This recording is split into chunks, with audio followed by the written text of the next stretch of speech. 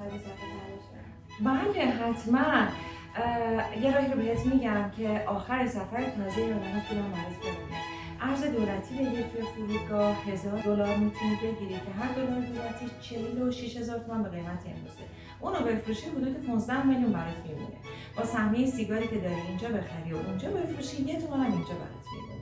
از سویتای خودمون بگیر توی استانبول که آشپزی رو میتونی کامل انجام بدی و اونم هزینه برات نمیافته. 2 نفره اگه بری هر شب حدوداً 1 میلیون تومان برات میافته که 3 شب اونجا بمونی با اون 16 میلیونی که اول سود کردی یک چیزی حدود 4-5 میلیون برات میمونه. توی ایام غیر پیک میتونی بلیط‌های ارزون بگیری که در حدود 8 میلیون بلیط سفرت میشه. اگه یه باربری مطمئن پیدا کنی واسه برگشت میتونی روی کمک هزینه‌ای که بهت میدن حساب بکنی.